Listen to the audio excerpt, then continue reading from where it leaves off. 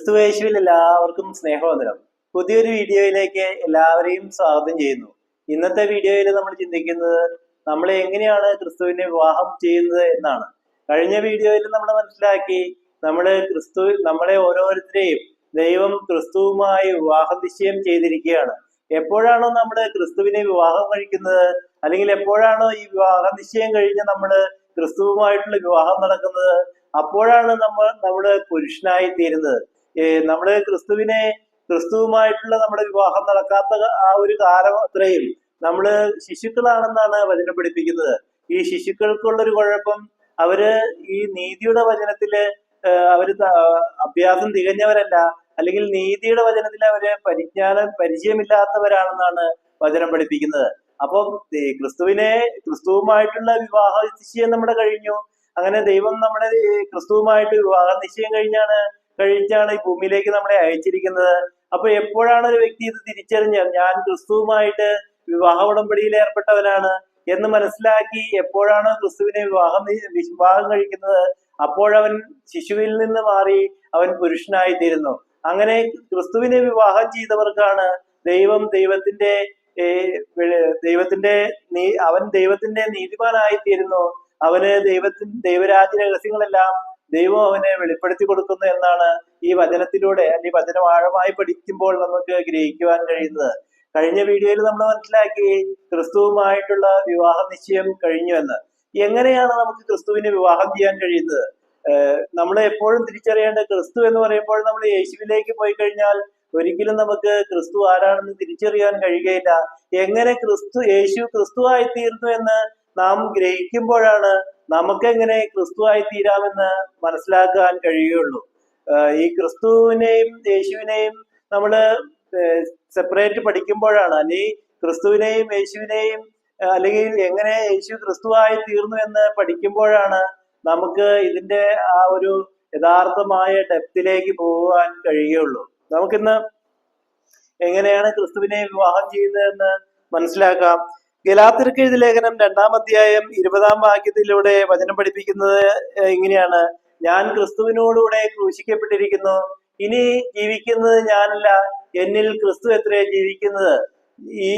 ഇപ്പോൾ ഞാൻ ജഡത്തിൽ ജീവിക്കുന്നതോ എനിക്ക് വേണ്ടി തന്നെത്താൻ ഏൽപ്പിച്ചു കൊടുത്ത ദൈവപുത്രങ്കിലുള്ള വിശ്വാസത്താൽ എത്രേ ജീവിക്കുന്നത്.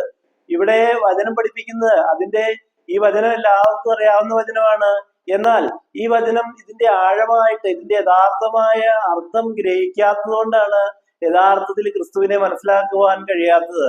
ഇവിടെ വചനം പഠിപ്പിക്കുന്നത് ഞാൻ ക്രിസ്തുവിനോടുകൂടെ ക്രൂശിക്കപ്പെട്ടിരിക്കുന്നു, ഇനി ജീവിക്കുന്നത് ഞാനല്ല, ക്രിസ്തു എത്രേ എന്നിൽ ജീവിക്കുന്നത്. അപ്പൊ ഒരു വ്യക്തി ക്രിസ്തുവിനോടുകൂടി അവനെ ക്രൂശിച്ചാൽ ആ വ്യക്തി മരിച്ചു, പിന്നെ ജീവിക്കുന്നത് അവനിൽ ക്രിസ്തുവാണ്. എന്റെ ഒരു ഉദാഹരണം പറഞ്ഞു കഴിഞ്ഞാൽ, ഞാൻ ജോഷി എന്ന വ്യക്തിയാണ്. അപ്പൊ ജോഷി എന്ന ഞാൻ ക്രിസ്തുവിനോടുകൂടെ എന്നെ ക്രൂശിച്ചു കഴിഞ്ഞാൽ ജോഷി എന്ന വ്യക്തി മരിച്ചു, പിന്നെ ജീവിക്കുന്നത് ക്രിസ്തുവാണെന്നാണ് വചനം പഠിപ്പിക്കുന്നത്. ഇവിടെ വചനം പഠിപ്പിക്കുന്നത് ഇപ്പോൾ ഞാൻ പക്ഷെ നമ്മള് ഇതൊരു മരണമാണ്. പക്ഷെ ഈ ക്രിസ്തുവുമായിട്ട് നമ്മൾ ക്രൂശിക്കപ്പെട്ടു കഴിഞ്ഞാലും ഈ ഭൂമിയിൽ നമ്മുടെ ജഡത്തിൽ ജീവിക്കുകയാണ്. പക്ഷെ ഇവിടെ വചനം പഠിപ്പിക്കുന്നത് ഇപ്പോൾ ഞാൻ ജഡത്തിൽ ജീവിക്കുന്നതോ എന്നെ സ്നേഹിച്ച് എനിക്ക് വേണ്ടി സ്വയം നൽകിയ ക്രിസ്തുവിനുള്ള ദൈവപുത്രനിലുള്ള വിശ്വാസത്താൽ എത്രേ ജീവിക്കുന്നത്.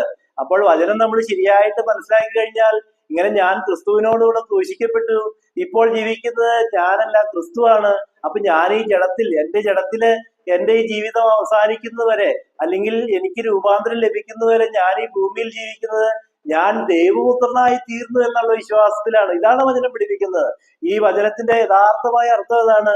ഞാൻ ക്രിസ്തുവിനോടുകൂടെ ക്രൂശിക്കപ്പെട്ടു, ഇനി ഞാൻ ഈ ഭൂമിയിൽ ജീവിക്കുന്നത് ഞാൻ ദൈവപുത്രനായി തീർന്നു, അല്ലെങ്കിൽ ഞാൻ ദൈവത്തിന്റെ പുത്രനാണെന്നുള്ള വിശ്വാസത്തിലാണ് ഞാൻ ജീവിക്കുന്നത് എന്നാണ് വചനം പഠിപ്പിക്കുന്നത്.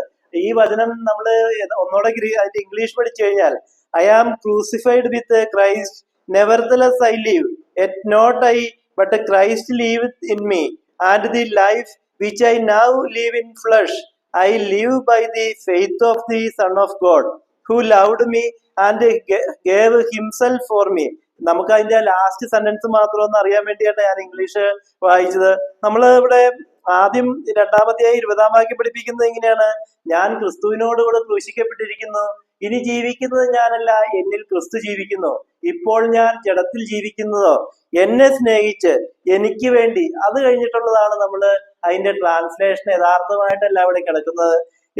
എന്നെ സ്നേഹിച്ച് എനിക്ക് വേണ്ടി തന്നെത്താൻ ഏൽപ്പിച്ചു കൊടുത്ത ദൈവപുത്രനിലുള്ള വിശ്വാസത്താൽ എത്രേ ജീവിക്കുന്നു. നമുക്ക് വേണ്ടി തന്നെത്താൻ ഏൽപ്പിച്ചു കൊടുത്ത വിശ്വാസത്തിലല്ല നമ്മൾ ജീവിക്കേണ്ടത്. മറിച്ച് ഇവിടെ അതിന്റെ ഇംഗ്ലീഷ് പഠിച്ചു കഴിഞ്ഞാൽ who loved me and gave himself for me. എന്നെ സ്നേഹിച്ച് എനിക്ക് വേണ്ടി സ്വയം നൽകിയവനാണ് ക്രിസ്തു. അപ്പൊ ഞാൻ ഈ ഭൂമിയിൽ ഞാൻ ക്രിസ്തുവിനോടുകൂടെ ക്രൂശിക്കപ്പെട്ടിരിക്കുന്നു. ഇനി ജീവിക്കുന്നത് ഞാനല്ല, എന്നിൽ ക്രിസ്തു ജീവിക്കുന്നു. ഞാൻ ജഡത്തിൽ ജീവിക്കുന്നതോ എന്നെ സ്നേഹിച്ച് എനിക്ക് വേണ്ടി തന്നെത്താൻ ഏൽപ്പിച്ചു കൊടുത്ത എന്നല്ല. അത് നമ്മൾ യേശു നമുക്ക് വേണ്ടി കാൽവരി മലയിൽ മരിച്ചു എന്ന ആ ഒരു വചനത്തിൽ ചിന്തിക്കുമ്പോഴാണ് എന്നെ സ്നേഹിച്ച് എനിക്ക് വേണ്ടി തന്നെത്താൻ ഏൽപ്പിച്ചു കൊടുത്ത എന്ന് ഇവിടെ ട്രാൻസ്ലേഷൻ മിസ്റ്റേക്ക് ആണ്. അങ്ങനെയല്ല വചനം എഴുതിയിരിക്കുന്നത്. എന്നെ സ്നേഹിച്ച് who loved me and gave himself for me. എന്നെ സ്നേഹിച്ച് എനിക്ക് വേണ്ടി സ്വയം നൽകിയ ആ ക്രിസ്തുവിലുള്ള വിശ്വാസത്തിലാണ് ഞാൻ ജീവിക്കുന്നത്. അപ്പൊ ഞാൻ ക്രിസ്തുവിനോടുകൂടി ക്രൂശിക്കപ്പെട്ടു കഴിഞ്ഞപ്പോൾ ക്രിസ്തു എന്നെ സ്നേഹിച്ച് എനിക്ക് വേണ്ടി സ്വയം നൽകിയതാണ്. അല്ലെങ്കിൽ എന്നെ സ്നേഹിച്ച് എന്നിലേക്ക് വന്നവനാണ് ക്രിസ്തു. ആ ഒരു ക്രിസ്തുവിലുള്ള വിശ്വാസത്തിൽ, അല്ലെങ്കിൽ എന്നെ സ്നേഹിച്ച് എന്നിലേക്ക് ക്രിസ്തു വന്നു കഴിഞ്ഞപ്പോൾ ഞാൻ ക്രിസ്തുവായി തീർന്നു.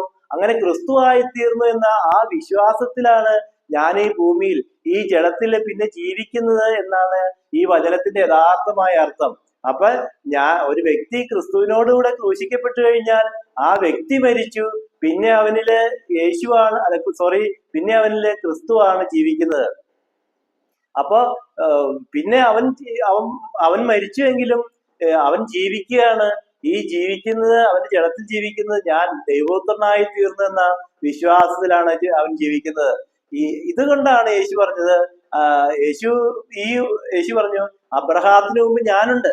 അപ്പൊ ലോകത്തിലുള്ള ആളുകൾ മുഴുവൻ വിശ്വസിച്ചുകൊണ്ടിരിക്കുന്ന അബ്രഹാത്തിന് മുമ്പ് യേശു ഉണ്ടെന്നാണ്. അങ്ങനെയല്ല അതിന്റെ അർത്ഥം. അബ്രഹാത്തിന് മുമ്പ് ക്രിസ്തു ഉണ്ട്. പക്ഷെ യേശു ക്രിസ്തുവിനോടുകൂടെ ക്രൂശിക്കപ്പെട്ട് കഴിഞ്ഞപ്പോൾ യേശു ഈ സത്യം തിരിച്ചറിഞ്ഞു. ഞാൻ ക്രിസ്തുവായി തീർന്നു എന്ന സത്യം യേശു മനസ്സിലാക്കി. അപ്പൊ അതുകൊണ്ടാണ് യേശു പറഞ്ഞത് അബ്രഹാത്തിന് മുമ്പ് ഞാനുണ്ട്. അബ്രഹാത്തിന് മുമ്പ് ഞാനുണ്ടെന്ന് പറഞ്ഞാൽ അബ്രഹാത്തിന് മുമ്പ് ക്രിസ്തു ഉണ്ട്. കാരണം ഈ ലോകത്തെ സൃഷ്ടിക്കുമ്പോൾ ദൈവം തന്റെ പുത്രനെയാണ് സൃഷ്ടിച്ചത്. അപ്പോ അബ്രഹാത്തിന് മുമ്പ് ഈ സൃഷ്ടി നടക്കുമ്പോൾ ദൈവത്തോടൊപ്പം ക്രിസ്തുവുമുണ്ട്. അപ്പോ അബ്രഹാത്തിന് മുമ്പ് ഞാനുണ്ടെന്ന് പറഞ്ഞു കഴിഞ്ഞാൽ അബ്രഹാത്തിന് മുമ്പ് ക്രിസ്തു ഉണ്ടെന്നാണ് അതിന്റെ അർത്ഥം. ഇനി നമ്മൾ വീണ്ടും അപ്പൊ ഇങ്ങനെ ക്രിസ്തുവിനോടുകൂടെ ഒരു വ്യക്തിനെ അപ്പൊ നമ്മള് മനസ്സിലാക്കി നമ്മളെ ചിന്തിച്ചു തരുന്നതാണ് എങ്ങനെ നമുക്ക് ക്രിസ്തുവുമായിട്ട് വിവാഹ നിശ്ചയം കഴിക്കാം, എങ്ങനെ നമുക്ക് ക്രിസ്തുവിനെ വിവാഹം ചെയ്യാം. അപ്പൊ നമ്മള് ക്രിസ്തുവിനെ വിവാഹം ചെയ്യണമെങ്കിൽ നമ്മൾ നിർമ്മല വധുവായി തീരണം. ഒരു വ്യക്തി വിശുദ്ധീകരിക്കപ്പെടുന്നത് ദൈവവചനത്തിലൂടെയാണ്. അപ്പൊ ഒരു വ്യക്തി ഹൃദയത്തിൽ ദൈവവചനം സ്വീകരിച്ച് അവൻ വിശുദ്ധീകരിക്കപ്പെട്ടു കഴിയുമ്പോഴാണ് തന്റെ വിശ്വാസിക്ക് ദൈവം നീതി നടത്തി കൊടുക്കുന്നത്. ആ നീതി നടത്തി കൊടുക്കുന്നത് ക്രിസ്തുവിനെ നൽകിക്കൊണ്ടാണ്. അങ്ങനെ ക്രിസ്തുവിനെ ലഭിക്കണമെങ്കിൽ അവനിൽ ന്യായപ്രമാണം അവസാനിക്കും. അപ്പൊ ഇതൊരു പ്രോസസ്സിംഗ് ആണ്. ഇതിൽ കുറെ കാര്യങ്ങൾ നമ്മളിൽ നടക്കണം. അങ്ങനെ നടക്കുമ്പോഴാണ് നമുക്ക് മഹത്വത്തിന്റെ പ്രത്യാശയായി ക്രിസ്തു നമ്മളിൽ വസിക്കുന്ന ഒരു അവസ്ഥയിലേക്ക് നമുക്ക് എത്തിച്ചേരുവാൻ കഴിയുള്ളൂ. അപ്പൊ ഇവിടെ ഈ ക്രിസ്തുവായിട്ടുള്ള വിവാഹം എന്ന് പറയുന്നത് ഒരു വ്യക്തിയുടെ മരണമാണ്. അപ്പൊ ഒരു വ്യക്തി ക്രിസ്തുവിനോടുകൂടെ ക്രൂശിക്കുന്നത് അവന്റെ മരണമാണെന്നാണ് വചനം പഠിപ്പിക്കുന്നത്. നമുക്കത് റോമർക്ക് എഴുതിയ ലേഖനം 6-ാം അധ്യായം 6-ാം വാക്യം പഠിച്ചു കഴിഞ്ഞാൽ നാം ഇനി പാപത്തിന് അടിമപ്പെടാതെ വണ്ണം പാപശരീരത്തിന് നീക്കം വരേണ്ടതിന് നമ്മുടെ പഴയ മനുഷ്യൻ അവനോടുകൂടെ ക്രൂശിക്കപ്പെട്ടു എന്ന് നാം അറിയുന്നു. അങ്ങനെ മരിച്ചവൻ പാപത്തിൽ നിന്ന് മോചനം പ്രാപിച്ചിരിക്കുന്നു. അപ്പൊ നാം ഇനി പാപത്തിന് അടിമപ്പെടാതെ വണ്ണം നമ്മുടെ പാപശരീരത്തിന് നീക്കം വരേണ്ടതിന് നമ്മുടെ പഴയ മനുഷ്യൻ അവനോടുകൂടെ ക്രൂശിക്കപ്പെട്ടു എന്ന് നാം അറിയുന്നു. അപ്പൊ നമ്മുടെ മാതാപിതാക്കളിൽ നിന്ന് നമ്മൾ ജനിച്ചു കഴിഞ്ഞപ്പോൾ നമ്മൾ ജഡീക മനുഷ്യരാണ്. ഈ ജഡീക മനുഷ്യൻ എപ്പോഴാണോ ദൈവത്തിന്റെ ആത്മീയത സ്വീകരിക്കുന്നത് അപ്പോഴാണ് അവൻ ആത്മീയ മനുഷ്യനായി തീരുന്നത്. ഇങ്ങനെ ആത്മീയ മനുഷ്യനായി തീരണമെങ്കിൽ അവൻ ക്രിസ്തുവിനോടുകൂടെ അവനെ ക്രൂശിക്കണം. കാരണം ദൈവത്തിന്റെ ജ്ഞാനമാണ് ക്രിസ്തു. അപ്പൊ ദൈവത്തിന്റെ ജ്ഞാനത്തിന് നമ്മളെ ക്രൂശിക്കുമ്പോഴാണ് നമ്മൾ ദൈവത്തിന്റെ നീതിമാനായി തീരുന്നത്. അങ്ങനെ ഒരു മനുഷ്യൻ ക്രിസ്തുവിനോടുകൂടെ ക്രൂശിക്കുന്നത് അവന്റെ മരണമാണെന്നാണ് വചനം പഠിപ്പിക്കുന്നത്. ഇപ്പൊ നമ്മളില് പാപം ഇരിക്കുന്നത് കൊണ്ടാണ് നമ്മൾ പാപം ചെയ്യുന്നത്. അപ്പൊ നമ്മൾ പാപം ചെയ്യാൻ കാരണം നമ്മൾക്ക് പാപശരീരമുള്ളത് കൊണ്ടാണ്. അപ്പൊ നമ്മൾ പാപം ചെയ്യാതിരിക്കണമെങ്കിൽ ഈ പാപശരീരം നമ്മളിൽ നിന്ന് പോകണം. അപ്പൊ നമ്മള് ഈ പാപശരീരം പോകുവാൻ വേണ്ടി നമ്മുടെ പഴയ മനുഷ്യനെ ക്രിസ്തുവിനോടുകൂടെ ക്രൂശിക്കുന്നു. അങ്ങനെ ക്രൂശിക്കുന്നത് അവന്റെ മരണമാണ്, അവന്റെ ജഡീകമായ മരണമാണ്. ഇതിന്റെ ജഡമനുഷ്യന്റെ മരണമാണ് ഈ ക്രിസ്തുവിനോടുകൂടെ ക്രൂശിക്കുക എന്ന് പറയുന്നത്. അങ്ങനെ മരിച്ചവൻ, അവിടെ വചനം പഠിപ്പിക്കുന്നത് അങ്ങനെയാണ്, നാം ഇനി പാപത്തിന് അടിമപ്പെടാതെ വണ്ണം പാപശരീരത്തിന് നീക്കം വരേണ്ടതിന് നമ്മുടെ പഴയ മനുഷ്യൻ അവനോടുകൂടെ ക്രൂശിക്കപ്പെട്ടു എന്ന് നാം അറിയുന്നു. അപ്പൊ നമ്മുടെ പാപമുള്ള ഈ പാപ ജഡ ശരീരമാണ് നാം ക്രിസ്തുവിനോടുകൂടെ ക്രൂശിക്കുന്നത്. അങ്ങനെ നമ്മുടെ പഴയ മനുഷ്യൻ നമ്മുടെ പാപമുള്ള പാപജഡമുള്ള പാപജഡ ശരീരമുള്ള മനുഷ്യനാണ്, അല്ലെങ്കിൽ ജഡീക മനുഷ്യനാണ്. അപ്പൊ ജഡീക മനുഷ്യനെ ക്രിസ്തുവിനോടുകൂടെ ക്രൂശിക്കുമ്പോഴാണ് അവനിൽ നിന്ന് പാപശരീരം പോകുന്നത്. അവനിൽ നിന്ന് പാപശരീരം പോയി അവൻ ആത്മീയ മനുഷ്യനായി തീരുന്നു. ഇങ്ങനെ ഒരു ക്രിസ്തുവിനോടുകൂടെ ക്രൂശിച്ച് അവന്റെ പാപജഡ ശരീരം അവനിൽ നിന്ന് പോയി അവന്റെ ജഡീക മനുഷ്യൻ മരിച്ച് അവൻ ആത്മീയ മനുഷ്യനായി തീരുന്നത് ഒരു വ്യക്തിയുടെ മരണമാണ്. അപ്പൊ ഒരു മരണത്തിലൂടെയാണ് നമ്മൾ ക്രിസ്തുവിനെ വിവാഹം കഴിക്കുന്നത്. ഈ നമ്മുടെ ജഡീക മനുഷ്യനെ ക്രിസ്തുവിനോടുകൂടെ ക്രൂശിച്ച് നമ്മൾ ജഡീക മനുഷ്യൻ മരിക്കുമ്പോഴാണ് നാം ക്രിസ്തുവിനെ വിവാഹം കഴിക്കുന്നതെന്നാണ് ഈ വചനം പഠിപ്പിക്കുന്നത്. അപ്പോ ഇവിടെ നമ്മൾ ഒരു കാര്യം മനസ്സിലാക്കേണ്ട, വെളിപ്പാട് പുസ്തകം 2-ാം അധ്യായം 11-ാം വാക്യം പഠിപ്പിക്കുന്നത് എങ്ങനെയാണ്? ആത്മാവ് സഭകളോട് പറയുന്നത് എന്തെന്ന് ചെവിയുള്ളവൻ കേൾക്കട്ടെ, ജയിക്കുന്നവന് 2-ാം മരണത്താൽ ദോഷം വരികയില്ല. അപ്പൊ ജയിക്കുന്നവന്, ഈ ലോകത്ത് ജയിക്കുന്നവന് 2-ാം മരണം വരില്ലെന്നാണ് വചനം പഠിപ്പിക്കുന്നത്. അപ്പൊ 1-ാം മരണം ഏതാണ്? 1-ാം മരണം ഈ ക്രിസ്തുവിലുള്ള മരണമാണ്. അല്ലെങ്കിൽ ഒരു വ്യക്തി ക്രിസ്തുവിനോടുകൂടെ ക്രൂശിക്കുന്നതാണ് അവന്റെ 1-ാം മരണം. അങ്ങനെ 1-ാം മരണം കഴിഞ്ഞവർക്ക് പിന്നെ 2-ാം മരണം ഉണ്ടാവുകയില്ലെന്നാണ് വചനം അസന്നിഗ്ധമായിട്ട് പഠിപ്പിക്കുന്നത്. അപ്പൊ നമ്മള് ഈ ലോകത്തിലെ പാപം ചെയ്യാനുള്ള കാരണം നമ്മുടെ പാപജട ശരീരം നമ്മളിൽ ഉള്ളത് കൊണ്ടാണ്. അപ്പൊ ലോകത്തിലെ എല്ലാ മനുഷ്യരും ഞാൻ പാപിയാണ്. എന്തുകൊണ്ട് പാപത്തിൽ നിന്ന് അവന് മോചനം പ്രാപിക്കാൻ കഴിയുന്നില്ല? അതിന്റെ അടിസ്ഥാന കാരണം പാപജട ശരീരം ഉള്ളത് കൊണ്ടാണ്. അങ്ങനെ പാപജട ശരീരമുള്ള ഈ ജഡീക മനുഷ്യൻ ക്രിസ്തുവിനോടുകൂടെ ക്രൂശിച്ച് ആ പാപജട ശരീരമുള്ള ജഡീക മനുഷ്യൻ മരിച്ച് ആത്മീയ മനുഷ്യനായി തീരണമെന്നാണ് വചനം പഠിപ്പിക്കുന്നത്. ഈ ഒരു സത്യമാണ് ഈ ക്രൈസ്തവ സമൂഹം മനസ്സിലാക്കാത്തത്. അല്ലെങ്കിൽ ഈ സുവിശേഷ പ്രഘോഷകരൊന്നും ഇത് ഗ്രഹിക്കുന്നില്ല. അതിന്റെ കാരണം അവർ ക്രിസ്തുവിനെ കണ്ടെത്താത്തത് കൊണ്ടാണ്. അപ്പൊ ക്രിസ്തുവിനെ കണ്ടെത്തി ക്രിസ്തുവിൽ നമ്മൾ ക്രൂശിച്ച് നമ്മൾ ദൈവത്തിന്റെ നീതിമാന്മാരായി തീരുമ്പോഴാണ് ദൈവത്തിന്റെ ദൈവരാജ്യ മർമ്മങ്ങളെല്ലാം നമുക്ക് വെളിപ്പെടുത്തി തരുന്നത്. അപ്പൊ ഇവിടെ 1-ാം മരണം എന്ന് പറയുന്നത്, ഒരു വ്യക്തിയുടെ 1-ാം മരണം എന്ന് പറയുന്നത് ക്രിസ്തുവിലുള്ള മരണമാണ്. അപ്പൊ ക്രിസ്തുവിലുള്ള മരണം, യേശു ക്രിസ്തുവിൽ മരിച്ചത് കൊണ്ടാണ് അവന് ഉയർത്തെഴുന്നേൽക്കാൻ കഴിഞ്ഞത്. അല്ലെങ്കിൽ ക്രിസ്തുവിൽ മരിച്ച ഒരു വ്യക്തിക്ക് അവന് 2-ാം മരണം വരികയില്ലെന്നാണ് വചനം നമ്മെ പഠിപ്പിക്കുന്നത്. അപ്പോ ഈ ബൈബിള് പഠിപ്പിക്കുന്ന അവന് 2-ാം മരണത്തിൽ ദോഷം വരികയില്ല എന്ന് വെളിപ്പാട് പുസ്തകത്തിൽ പഠിപ്പിക്കുന്ന ഈ 2-ാം മരണം അവന്റെ നിത്യനാശമാണ്. അപ്പൊ 1-ാം മരണം ക്രിസ്തുവിലുള്ള മരണമാണ്. അല്ലാതെ നമ്മള് മരിച്ച് ഈ ശവപ്പെട്ടിയിലാക്കി ഈ കുഴിയിൽ പോകുന്നതല്ല 1-ാം മരണം. 1-ാം മരണം എന്ന് പറയുന്നത് ബൈബിൾ പഠിപ്പിക്കുന്ന 1-ാം മരണം ക്രിസ്തുവിലുള്ള ഒരു വ്യക്തി ക്രിസ്തുവിനോടുകൂടെ ക്രൂശിക്കുന്നതാണ്. ഇങ്ങനെ ഒരു വ്യക്തി ക്രിസ്തുവിനോടുകൂടെ ക്രൂശിച്ചു കഴിഞ്ഞാൽ അവൻ ക്രിസ്തുവിനോടുകൂടെ ഉയർത്തെഴുന്നേറ്റു എന്നാണ് വചനം പഠിപ്പിക്കുന്നത്. എത്രയോ മനോഹരമായ വചനമാണ്, എത്രയോ മനോഹരമായ വാഗ്ദാനമാണ് ദൈവം നമുക്ക് നൽകിയിരിക്കുന്നത്. എന്നാൽ ഈ വാഗ്ദാനങ്ങൾ നമ്മൾ തിരിച്ചറിയാതെ നമ്മളിപ്പോഴും ശിശുവായിരിക്കുന്നത് കൊണ്ടാണ് ഇതൊന്നും ഗ്രഹിക്കുവാൻ നമുക്ക് കഴിയാത്തത്.